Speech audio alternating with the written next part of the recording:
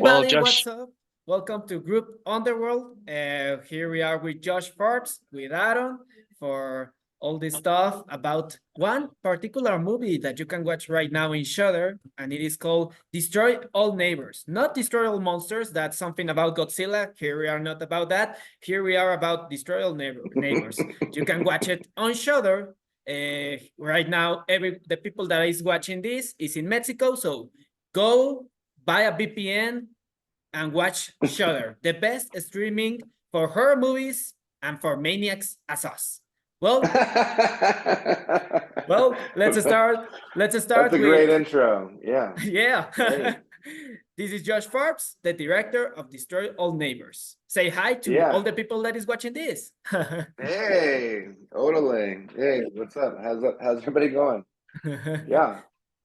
And well, this is Aaron Navarro, one of the guys of Group Underworld, the sexiest guy in the world in the horror brands. So yeah. well, what can I say? In Wednesdays we wear pink, like they say, right? Anyways. So yeah, let's start this interview. Go ahead, Aaron. Awesome. Perfect. Thank you, Santiago, and thank you, Josh, for your time.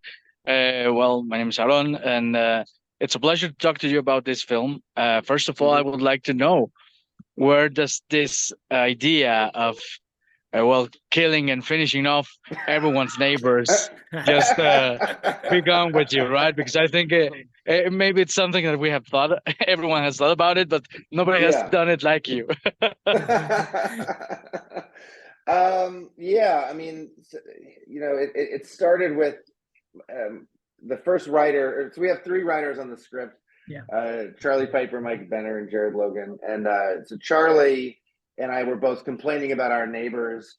I had a neighbor who would show up in the middle of the night drunk all the time, and like you would just hear just slamming his keys into the door. And so you'd go out and you'd just see this guy just like, or he would pound on the wall, or he would just be screaming. So I was telling Charlie about that, and he had a neighbor that was very similar to Vlad in the movie, where he would play music late at night, and he would just it was just crazy. And so anyway, so I was telling Charlie, I was just like, man, I just lay in bed thinking about all the awful things I'd want to do to this guy. And then, from there, I was like, I think there might be a movie in this somewhere, and so, yeah, from there, we just started going crazy. So, yeah. That's excellent. I mean, that's great. That's great. When I watched the movie, I was like, damn, I am thinking about all that kind of horrible neighbors that I got in the past. And I am like, yeah, I understand William. I understand what is he doing. And when he starts killing and killing and killing by accident, and sometimes because he wants, it is like, I understand. Yeah, I understand. Yeah. Also the pigman. We know a lot about guys that has their dogs, their cats, but they are like silly dogs and cats that you think they are going to bite you. So I imagine something like that with this pigman, right? So, we all, at least we always have like a neighbor, or there's somebody where you were introduced to them when you first moved in, but then you forgot their name, and now you've lived there for 3 or 4 years, and you're like, oh, I can't ask the guy. It's too late. So now he's just like, oh, he's the big guy in my head,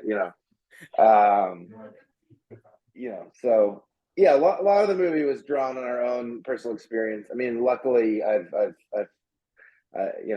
never had to kill anyone, but the day is young. Who knows? We'll see. Yeah. Another thing I like of this film is not only the issue with the neighbors. I think there's another part that's very interesting, which is the part of the creative, the frustrated creative, that is this character of William, because he wants to make the greatest music of all. He's a fan of prog rock. So tell me about that, because I think that's also a guideline for this story. This guy that cannot create, that is frustrated on successing on what he wants to make, right? Yeah. Yeah, I mean, you know, it's the movie explores a lot of those themes where it's like, you know, so first off, like, so he wants to be a a progressive rock musician. Yeah. And, you know, I just always thought it'd be funny that, I don't know, how do I say it? It's like, I think for me with the stuff that I do, there's a part of my brain that's like, oh man, once I finish this, then I'll be happy. Then it will solve all my problems, and I'm gonna put everyone through misery, you know, so that once this thing's over, then everybody will see. But often when you do that, like, you know, it's not gonna be the case. It's not when you you know, and especially with progressive rock, where it's like, even if he becomes the best prog rock guy, like, it's not going to solve anything. Like, nobody's going to care. You know what I mean? And so, at least, I mean, you know, some people will care or whatever, but it's like, it's not going to fix everything. And I just think there's just something really funny and ironic and like sort of sad about that. But yeah, it's been interesting. I've had a lot of people like tell me like, oh man, you know, this movie really inspired me to finish my script or to finish my album or to finish my whatever, which is awesome, because that's you know, so much of who Vlad is like that voice in our head that, you know, that's telling us like, you know, good, you know, you can't finish anything, you can't, and you know, spoiler alert, like, you know, the way that he solves the problem is just by ignoring Vlad and just putting the music out there. And, you know, maybe it's, you know, maybe it sucks, maybe it's awesome, but like, you know, you push past the perfectionism and just, you know, release it. You know, not everybody will get it, but the right ones will, you know. And I think something interesting on this is that, well, spoiler alert, guys, another time. When he kills Vlad, and then he kills this the guy that he's watching always in the car. That's only he's the guy that is asking him for the croissants and all that kind of stuff. Yeah. It is interesting that all the folks that surrounds William also are the guys that some of them like the stuff that he does. They were the band. So it's something incredible, because I don't know if that was like the purpose of that sometimes you are like, I don't know, in your city, and you think that there is no one that will love this kind of stuff, right? And yeah.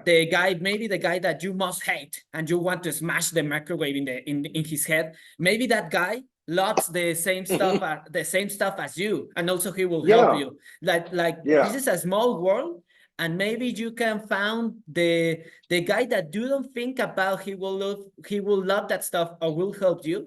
This guy helps you. This is something peculiar. And also maybe the ghosts, the demons, the zombies will help you to finish that song. And that's something incredible. I don't know if that was the purpose. Like, you don't imagine who will help you to finish your stuff. Yeah. No, that's absolutely true. Yeah, I mean, it's funny how many people like I just shut out in my life because it's like, oh no, you don't get it, you know, you're not cool enough or whatever. Like, you know, like one of my really good friends now was a guy, like, there was a family, you know, aunt or whatever, who was like, oh, you got to meet this guy, you know, he's really into horror movies. And I was like, yeah, right, you know. And then sure enough, I do meet the guy, and I'm like, oh shit, like, this guy's awesome, you know. Like, now we're like really, you know, good friends. But it was only because I was like, okay, I'll look into it, you know. But yeah, you never know who out there. Or, I mean, here's an even better example. I was at like a camping event with my kids, and there were all these parents, these other dads, and I was really like shy, and I'm like, I don't want to talk to these guys, you know. You know, they're all gonna be business guys, and they don't understand what I'm into. And then sure enough, like, by the end of the night, like, I ended up talking to some of them, and they were all like film directors, like 2 or 3 of the dads.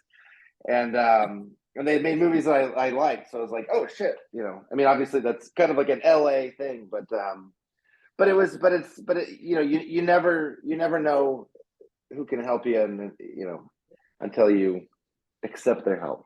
That's right. Yeah. Yeah. That's great. I want to talk about also. I can't not say this. I think I perceived a little bit of a vibe, a John Carpenter vibe in your film, right? Especially because of the factor of the music and the prog rock, because Carpenter just loved to make his own soundtracks, and also has this passion for rock, and also, well, in the 80s and the 90s, he's characteristically done some soundtracks for some of the best films I love of him, like Christine, which has this rock style, and The Mouth of Madness, which I love entirely. So tell me about that, about your inspirations. Yeah. Maybe you thought about Carpenter maybe when you were making this film? Yeah, I mean, definitely John Carpenter. I mean, it's kind of hard to escape his, you know, just because he's just so prolific and amazing, and you know, I guess he didn't really do the music for The Thing, but like The Thing is obviously like a big inspiration in terms of like practical effects and going wild. I mean, I think musically, like definitely some Carpenter. I mean, Carpenter was definitely an inspiration for Ryan and Brett, the composers. I mean, there's some cues that definitely feel like there's some like They Live kind of feel, or some, you know, Big Trouble Little China, maybe, just some of the more triumphant stuff. I mean, one like, I think one of my big entry points into the world of prog is like the band Goblin, you know, who did all the Argento and you know, Night of the Living Dead, and Demons. Dawn of the Dead. But just that stuff is just so great. And what's funny is, like, at one point I asked, you know, like, so there's a big finale, there's a lot of music, and I was talking to Ryan, the composer, and I was like, you know, I was giving him like a list of different types of music that I wanted. Like, okay, we need like a part with a flute, and we need a part that's with yodeling, and we need a part that has whatever. And at some point I was like, we need a part that sounds like Goblin, but I want it to be the band Goblin. But then he put in a part where he's just like, where the character's like, I'm a goblin, and he's and it was just so funny that I was like, all right, let's put it in. It's prog. You could just, you know, prog, you can have wizards and space and you know, goblins and whatever. So yeah, but there was some, I really like that kind of music, and it's, you know, I mean, a big thing about the movie too is you know, I have ADHD, and so does Jonah, and so does Alex, and I feel like that kind of music is very ADHD, where it's just like, you know, it can't settle on one thing. It just keeps going and weaving and changing, and you know, there's just something really funny about that to me. Love it. I think when you started telling the story about the goblin, gosh, I love it. Yeah. And I love that. Yeah. Also, by the inspiration, I love in this movie, and one of the factors, and when I watched the trailer, I say this movie is for me. It was the special effects and the makeup. I mean, gosh, I don't know, but the digital effects right now on the cinema is like, fuck, I don't want to watch that. I need special effects. If I want to watch like I want to watch blood, I want to watch like stabbing and knives, stuff like that. You want to watch the guts, the practical guts, the brain, the eye, the stuff like that. So I love it. And I saw that the makeup was this Gabriel Bartalos, which is a guy that I love a lot his work, because he was on the Magical Brain Damage, which is a fantastic movie. His Basket Case 3, I think this Basket Case 3 for me is cool, and the makeup is incredible. The monsters, I love it. Also, Spookies, that I watched that B movie thanks to Joe Bob Briggs, that also is in Shudder. If you are watching this, go for shoulder. And the thing is that what was the I think I mean you were like, I need these special effects, I need Gabriel Bartalos. What was the inspiration of making a lot of special effects, makeup, and these tributes to the special effects in the horror that it is, well, I think is like one of the most important stuff in the horror stuff, you know, like the essence. Yeah. I just always love practical effects. There's they age really well, you know, like even a movie, like anytime you have digital effects, like even if it's state of the art that day, like a few years later, you can tell that there's something, it's just not as good as what the new thing is. But like if you have, you know, if you have someone in makeup, like a crazy like prosthetic makeup, like under the lights, like they're real, they look real, there's a texture to it. You know, people, like when people are acting, like they don't have to pretend, you know, they're not like pretending like they're talking to a tennis ball or something. It's like it's there in the room. But I also I don't know, I love like puppetry, and you know, I mean, the reason I got involved in movies in general is like, you know, movies like Evil Dead 2, where when you watch it, you can kind of solve the puzzle, or you can sort of see the magic trick being done in front of you. And it kind of, at least for me as a viewer, like sort of felt like it was inviting me to join in and maybe make my own thing, or, you know, or similarly, like if you think of like the Muppets, like a, you know, or a Jim Henson sort of thing, where it's like, you know, it's not real, but if you allow your brain to get tricked into thinking that these things are real, then you're already, I feel like the audience is already halfway there to like buying into all other sorts of weird shit, you know? And that was why I wanted Vlad to be like a prosthetics guy, because it's like, okay, well, you know, the second you see this guy who looks like a, you know, like something out of Lord of the Rings or something, like the second you see that guy and he lives in this world, then you're like, oh shit, anything can happen in this world. You know, so yeah, and I mean, so much of making the movie was knowing like, okay, how far can we go with practical effects? What can we do? And Gabe was a friend of, Charlie, my first writer, worked for Gabe. And so, you know, when we were like writing it, it was definitely like on our wish list, like, oh, I wish Gabe, you know, maybe Gabe would work on this one day or something. But sure enough, when we started, you know, got everybody together and started to get money together, he was super on board. And then we got Bill Corso, who did the makeup, like he would apply the prosthetics. And Bill's, his resume is insane. Like the movie he worked on before our movie was the new Indiana Jones. Or, you know, he has an Academy Award from working on Tim Burton's Planet of the Apes. So, you know, it's just it's like starting a band in your garage and then like Jimi Hendrix shows up or something, where you're like, all right, let's go. You know. Yeah. But I love prosthetic, you know, I mean, it makes it more difficult. It's like, you know, I mean, there's like some digital stuff here and there, and then you know, obviously at the end, like there's some visual effects that, you know, are pretty fantastical. But I don't know, it just, those are the movies I watch too. Like that's, you know, people are like, oh, it's like an 80s throwback, you know, and I'm like, I guess, but it's also like, those are the movies I watch, you know, like I watch Ernest Scared Stupid, or I love, like, you know, there's just, or I mean, even the Bill and Ted movies, like I rewatched like the second one, and I don't know if you've seen it or remember it, but like, you know, Alex is like the granny, like an old grandma, like in this crazy makeup.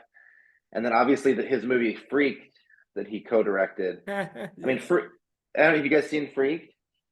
Yeah, I have watched Freak with Yeah. Mr. T and the Yeah. sock and the sock guy Yeah, and yeah. every that yeah.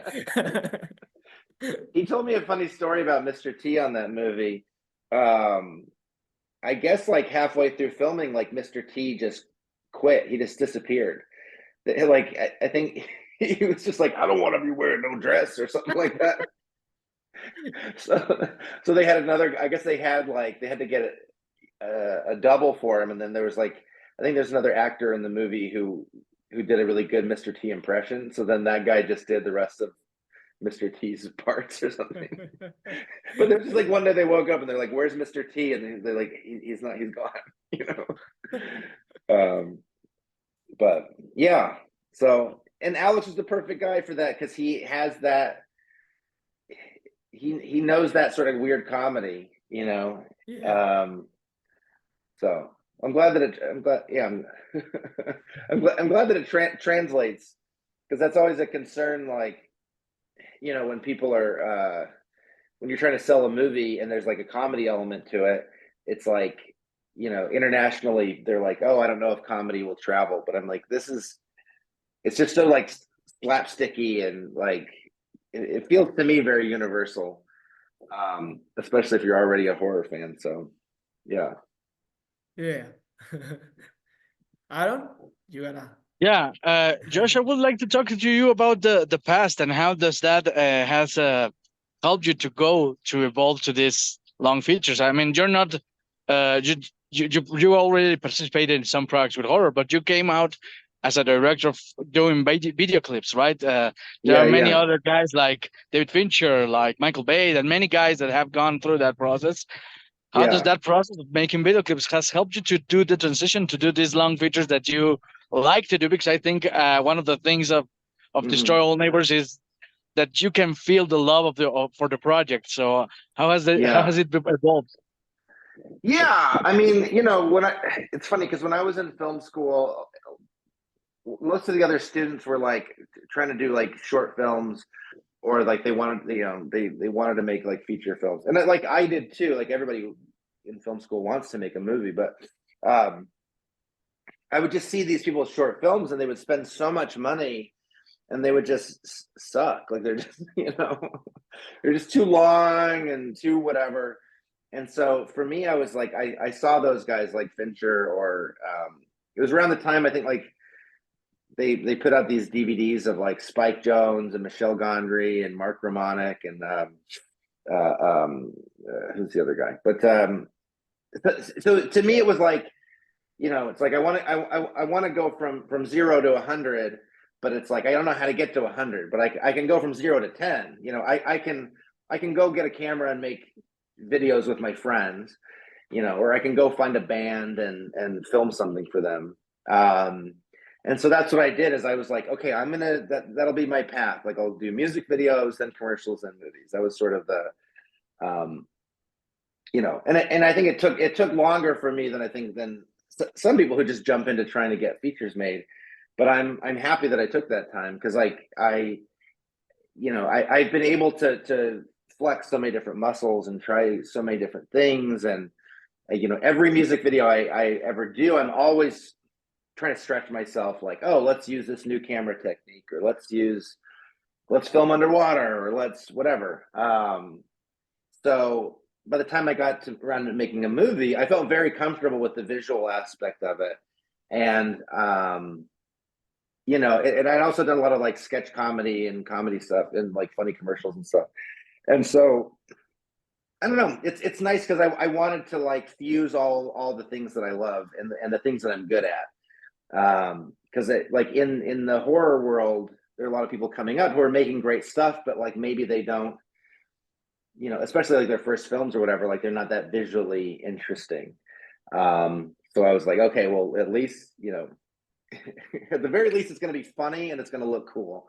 You know, but that's the thing. It's like I don't think I'm good. Like I like the gross aspects of horror, but I'm not like, I don't think I could ever make like a movie that would actually scare people. But yeah, I don't know. But I feel like it ties together too with just the music aspect of the movie. Like when we originally like William was going to be a cartoonist, and that was like a whole other thing. But when we switched it to music, it's like, okay, I know exactly what this is going to look like. I know what it's going to feel like. And, you know, the sequence at the end, I was like, okay, I know that I can make this really pop, because that's, you know, that's what I do. Let me just say about that sequence at the end. I just recalled the ending of Tenacious D and the Pick of Destiny, for example. Yeah. It really remembered me of that one. Yeah. Which is funny. I don't even think I've seen that movie. Like, I must have seen it at some point, but yeah. But it's definitely like fits in that world of that sort of humor, and you know, I mean, I love Tenacious D. Yeah. Also, I think it is, I don't know if you know the band Guar with Oduru Surungus, rest in peace, and they, you know, this Dave Rocky. I think if when I watch there like this Vlad, like a giant demon god, and all the aspects of the gods of Vlad, using the drums and all that kind of stuff. I was like, Dave Rocky will love this stuff, you know, this kind, and the fact that you're telling us that you make like the music videos and the kind of stuff that you like, I think that is the magic in everything of this movie. You know, this movie, you watch it and you say, the guys that make this movie love this stuff. They are crazy about this stuff, you know? And I think this is like an awesome relation, you know, like, and also I think this is the awesome relation about horror, metal, rock, and that kind of stuff, you know? It is like eggs and sausage, you know? You can eat, it's delicious, eggs with sausage.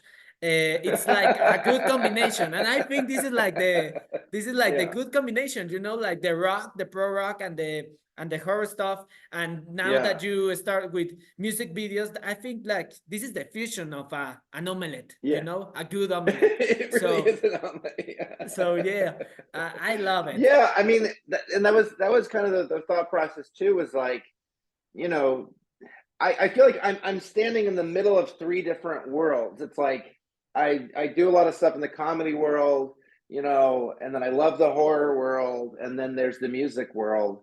And it's like, I feel like there's a lot of overlap and a lot of, you know, we wanted to make something that anyone who's interested in one or two or all three of those things would get excited about. So yeah, or maybe also the prosthetic, like practical world. I don't know. There's a lot of eggs in this omelet. Yeah. Let's there is cheese, there is sausage, there is ham, there is a freaking McMuffin on the table, you know? Everything. Yeah. So also I am in production. I am a producer. So I got this awesome question. How does it was like, you know, like telling all the productions, the people in the crew, like, how did you tell them your idea? You know, like you and the screenwriters, how did you tell them this? I got this guy, William, who wants to make this kind of rock, but he suddenly kills his neighbor, and then then he starts like happening stuff, paranormal stuff, but kind of grotesque, and they will finish the song.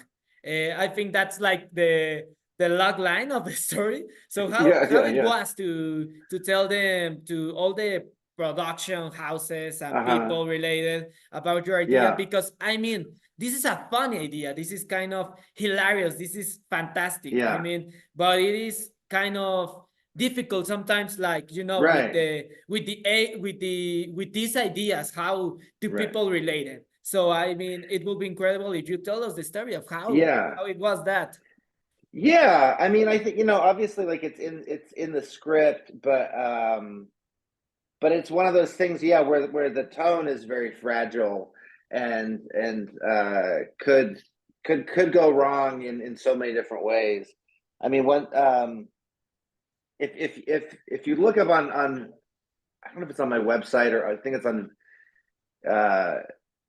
it might be on my website, joshforbes.com, but definitely if you look up Vimeo on Vimeo and you look up Destroy All Neighbors, I cut together years ago. I cut together like a trailer, basically made up from other movies, and so you really get that. I mean, it's interesting because I think he is a cartoonist in that, and there's a little bit things changed, but you really get a sense of like the style of it. Like there's definitely some Barton Fink and some Evil Dead and some, you know, Dead Alive, you know, From Beyond. Like there's a lot of like references in there and stuff.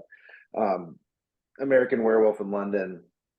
But so that was kind of part of it. I mean, what's interesting is like, you know, I hear different things about making like a sizzle reel like that. Like sometimes I think producers warn you because it's like, well, look, all those movies had a huge budget and you don't. So, you know, so I get that. But it was interesting, like even in assembling that trailer, it helped solidify the idea. And you know, it's funny because a lot of the music in that trailer was kind of prog, or actually we threw in a song from Ryan's band. Ryan, our composer, he's in a band called Man Man. He also is Caleb Bang Jansen in the movie. And it's funny, like we had a Man Man song in the trailer because we were hoping that we could get him to work on it. You know, but yeah, so I think for me that was a big part of it in establishing the tone was that trailer. And we also like put together like a lookbook of, you know, here's what these different characters should look like. But I think that was a big one, was that trailer. And then also like, I don't know, I made a playlist for the crew of like prog songs and stuff. And then I also made a list of just movies to watch. You know, like I wanted them to watch Delicatessen, or there's this movie called The Dark Backward. Have you seen that movie, The Dark Backward? You should check it out. It's made by Adam Rifkin, who Adam Rifkin was involved in Chillerama, and he's done a lot of like, he did Detroit Rock City. But The Dark Backward, it has a similar vibe, and I mean, what he does in that movie is just so great. It's so grimy and slimy, and you know, it's awesome. But yeah, so that was part of it, was just, but then also it was like finding the people that are in, like I knew Jonah got it immediately. Alex obviously was freaked, and then just all the way down the line, like, you know, we just found other weirdos who were into this shit. Or I mean, it's funny because my DP, my cinematographer, like he's not a horror guy. He's not a horror comedy guy, which was kind of cool to me. That was like, okay, he's not gonna try and mimic these styles. He's gonna do his own thing. And that was important because I do feel like a lot of movies that are trying to, I don't know, I feel like a lot of like horror comedies try too hard, or they try to be too like winky or whatever. And it's like, I was like, okay, I was telling him, I'm like, you're making a David Fincher movie, and I'm making an Edgar Wright, you know, Sam Raimi movie, and let's see how that works. And it seems like it did. So, yeah. And talking about the right people, I was wondering about, you just mentioned Alex Winter before, but also I love the cameo of Kumail Nanjiani, which is an actor that has done a lot of popular things, but he has a great cameo and very funny scene there. How do you get all this cast and convince them to do this crazy stuff? Especially Alex. I know about his comedy. But damn, I think I've never watched him doing a role like this one. Right. Well, sorry, I'm moving around because I just got a notification that my my phone is low on battery. So I want to do. There we go. It's plugged in. Boom. Yeah, I mean, Kumail and Jonah used to host a comedy show together. They did for like, I think 6 or 7 years or something in the basement of a comic book store. So the two of them, you know, would host a stand-up show, and eventually that got turned into a show on Comedy Central, I think, for a couple seasons. And so, you know, so they're just good pals from way back. And you know, it was awesome for him to do that favor to show up, but it was also like, I think it was just really fun for Jonah as well, because like, you know, because Kumail's been off, like, you know, being in Marvel movies and just, you know, doing all sorts of like really big projects. So it was fun for them to sort of like go back to their roots a little bit and like, you know, have that sort of banter. I mean, that scene is just like, you know, I feel like that scene I put up there with any other like good sketch comedy, or, you know, Key and Peele or whatever. Like, it's just a really funny scene. And yeah, I mean, all across the board, like, you know, like John Daly, the guy that plays Swig Anderson in the videos, like John Daly is an amazing comedian. You know, he's insane. I mean, in the best way possible. And then Thomas Lennon is a good friend of Jonah's as well. You know, from so many good things, like this. I don't know if you ever saw The State or Reno 911, or I mean, he's like just one of those like heroes of mine since I was, you know, in high school or whatever. So yeah, and then I mean, then even the other people like Demorge Brown, the guy who plays the pig guy, you know, he's a friend. You know, there's a pretty like, you know, there's like a real vibrant like underground comedy scene in LA. And there's just so many of these people who are just like so amazing that they don't get, you know, they don't always get a chance to flex their awesomeness. So yeah, and again, it's like I knew that by doing a comedy in the horror world, like I could pull from all these people that like that you wouldn't normally see on a Shudder movie or you know, that type of thing. It would just that was my hope. It's just like would just like knock people over. It's like, whoa, what? Like, you know, because usually the acting in these sort of low budget horror things is, you know, pretty shitty. Or you know, or you have people that you've never seen before, but like I'm like, oh, I can fill this in with like just awesome people who can create really, really vivid, memorable characters. Oh, and then Christian Calloway, like the guy who plays Augie, the like homeless guy. I mean, he has like dedicated his life to playing homeless people. Like he like his teeth are all fucked up. Like he'll just like roam, like he'll just roam around. Like he got dressed up in his wardrobe or like with his like tire face, and he would just like go walk around downtown LA, just, you know, hanging out with homeless guys or whatever. I don't know, but like, you know, he just looks the part, and he just knows that vibe. But then he also, you know, I mean, he's a professional actor, and he's good at it. But you know, it's funny because he got upset, or not upset, but like after we were done shooting, he was like, "Oh, I only did like 1 or 2 takes. Like, how come you didn't have me, you know, do more?" And I'm like, "Dude, every frame of you is perfect. Like everything that you do, like, you know." His performances in the movie are just so just amazing, you know. Just his laugh and his crazy face, like, you know, we so lucked out on every level with everyone involved. So it's pretty special. No, I mean, this is incredible. That story about the actor of Augie, the homeless guy. I mean, I think he was I don't know if my favorite character, I think, but damn, I mean, now with this story, I understand more about it, about why he's so perfect in this as this character. I mean, it's awesome. I think these trial neighbors could be determined, as I said before, like a good breakfast, a good meal, a good combination about a lot of incredible things such as the cheese, the eggs, the ham, the sausage, the bread, and everything gives you this McMuffin. And when you go with this Alex Winter and you tell him, hey, I got this freaking McMuffin, and you talk about the cinematographer, the photography guy, that he's not involved in horror, as you said, but what do you think about a McMuffin with a coffee, you know? With a coffee. I mean, maybe you're going for it. You're going for this metaphor. I like it. Yeah. What about this McMuffin with this coffee? And Alex Winter says, I like that shit, you know? I like that shit.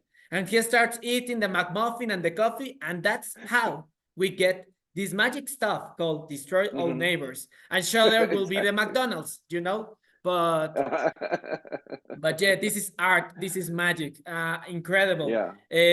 Well, I think we will finish this interview. I think it's incredible. I think we could be talking about hours and hours and hours.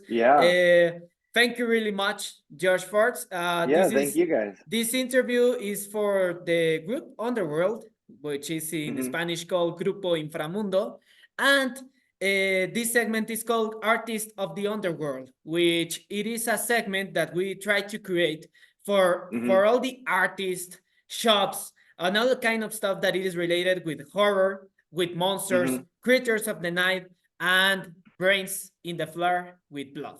So, homeless guys. No. Homeless guys, that's right, yeah. So one of the most important things with this segment is to inspire more people to do horror, to do, if they want to create monsters, if they want to do their stuff in filming and other kind of stuff, give some advice to give them that flame of the underworld, you know, that flame of they create and have more mutant people in the industry. So could you give us like an advice for all the people that loves horror stuff and wants to make a horror movie flick or anything related with homeless guys and I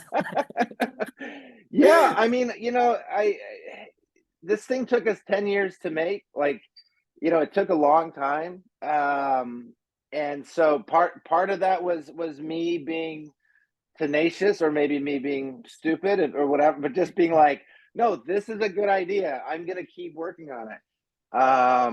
You know, which is not always the advice I would give. Normally, you know, a lot of times I'm like, hey, look, try something else, you know. And I have, like, you know, I didn't just work on this script. We have like, I probably have like 10 other scripts, and you know, I've been doing other things, but there was always a part of me that was just like, no, this is good. Like, I know this movie is going to be good. You know, I want to hang on to it. But then the only way that it really came about was by finding other people, finding Charlie to write it, finding my, you know, friend Mike Benner to fix it up, and then Jared, the other writer, to really like bring it home. And same with the cast. You know, I think a big part of it too is that, like, I don't know, I put my interests on my sleeve. Like, I people know that this is the thing I'm into, that I'm into these kinds of movies. And so I don't know, like, I don't think there's any, like, I don't really believe in like a metaphysical, like, I'm conjuring things into the universe. But I do think, like, if you put out there, like, this is what I'm into, this is what I'm passionate about, and you find other people that are similarly minded, you know, you can make something pretty special. And I mean, that's the cool thing about horror, is that, like, you don't need, you know, I mean, you don't need a ton of money. I mean, obviously, like, it's nice, but like, you know, that's what I love about the horror audience, is that, like, you know, I'll watch anything. I'll watch any shitty horror movie, you know, like, no budget, like, I don't care, you know, shot on video, like, found footage, like, you know, give it to me. So, you know, it's just like a very loving, I mean, it's so ironic that it's horror and it's like there's violence and monsters and whatever, but like, it's a really loving community and a loving international community. Like, we all have, you know, this weird passion for nightmares and creatures and and you know, weirdness. So yeah, so I don't know. It's like, go get your friends, find people who are into this stuff, and you know, go do it. I mean, one other piece of advice, like I remember hearing that Steven Spielberg talked about this, where or I feel like I've heard of this a lot. Like when you're starting out, like it's fine to copy people or to mimic other people or to try out new, you know, you know, let's try out that Evil Dead shot, or let's see if we can, you know, whatever. I mean, eventually you want to sort of develop your own style, but like, I think that's something that gets people worried at first, or not worried, but like, I think it's a roadblock people have where they're like, oh, this has been done before. And it's like, well, yeah, but you haven't done it. So, you know, try it. You know, it's like doing a cover. It's like doing a cover song. Like, okay, fine. Like you're going to recreate the scene from Exorcist, but you're going to do it your own way, and it's going to be your own spin or whatever. So yeah, don't be afraid. It's just like, just go for it and learn from your mistakes. Like don't be afraid to just like make stuff and put it out there. You know, and then just keep going. I think that's, you know, it's funny because it's like I've had this project going for 10 years. So obviously like I held on to it, but so much of what I do is just like with music videos and stuff too. It's just like you make it and you put it out, and sometimes it's never perfect. You know, everything you do is never going to be perfect, and that's fine. You know, because the people who appreciate it are gonna, you know, look past those flaws, or, you know, in the case of like all the movies that I love, like embrace them because of the flaws. Like I love movies when they do try too hard, and it's like you do see like you do see the strings, or you see the, you know, the boom mic sticking into the scene or whatever. So I don't know. Yeah, just get out there and do it, and don't worry what other people say, and you know, make it, go do it. Just do it. That's right. Just do it. It's so Just easy. do it. Yeah. Yeah, that's right. That's right. That's right. Incredible, Josh. It's incredible having you here. All the persons hearing this, hear it. It's real. It's true. It's real. And if you need to kill a neighbor to have a ghost telling you that do this shit, yeah, just go But and just kill kill it with your imagination, because if you kill it physically, you're not gonna make the movies though. Yeah, Yeah. that's true. right. Yeah, you'll be in jail, and yeah. William did it, but he was in jail. That's right.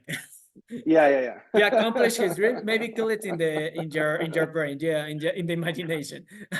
But also I would also add. I mean, it's like I want to inspire people to do stuff, but I also want people to not go crazy doing it, and to remember the people around you, like, you know, and the family and friends that you have, and to not forget those people. Yeah. And to have fun. And that's, you know, it's like, because I know too many people who just like burn their crew out or burn their family out because they're just like so passionate about their thing. And it's like, okay, great, you made a great movie, but like you have no one to share it with because everybody hates you, you know. So my hope is that it's like, I don't know, that people can help, you know, that can help people find balance, or you know, balance between like your crazy obsessions and like actually living your life, and you know, but yeah. Yeah, that's great. I mean, not every neighbor is bad. That's true. Right? That's true. Some neighbors need to be protected. Yeah. Yeah, that's true. No, and that's all about also destroy all neighbors. This was William at the end, with the passion and everything, his girlfriend, which she loves him a lot. At the end, he stays with him he visits him in the prison and stuff like that. But he, with this passion, maybe he was like moving, you know, like throwing all the people and say, fuck off, I just want to make this. And that's also the lesson that you are giving us right now. So everything is connected in this McMuffin. That's right. Yeah, right. Yeah, I mean, it's just funny to me that there is a lot of heart and thought and soul in a movie that also has like, intestines playing the drums. Yeah. Yeah. So, Well, thank you very much, Josh, for Thank this you very much, interview. Josh. Thank you, Thanks, guys. Aaron, for being here. Also, it's incredible to have all the staff of Group Underworld here. And finally, well, people, if you are watching this, I don't know what you are waiting for. Go ahead, watch on Shudder, Destroy All Neighbors. If you are in Mexico or in another country, go and buy VPN. I recommend Ghost VPN. That's really cool. And it's kind of spooky, you know.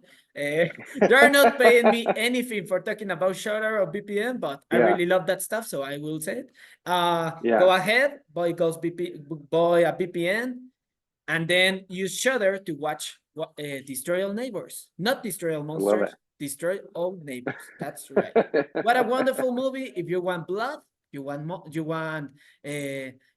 homeless people, you want a croissant guy, you want prog rock, you got it too. You got guns, drugs. There is drugs. So yeah, there's a lot of funny stuff and excitement in this movie. Thank you very much, Josh. And thank you. And people, Thank you, you guys are awesome. This is Group Underworld. Let's see in the next interview or other mutant stuff, cheesy thing that we will do in the page. Thank you very much. Bye-bye. Heck yeah. Thanks. Bye, guys.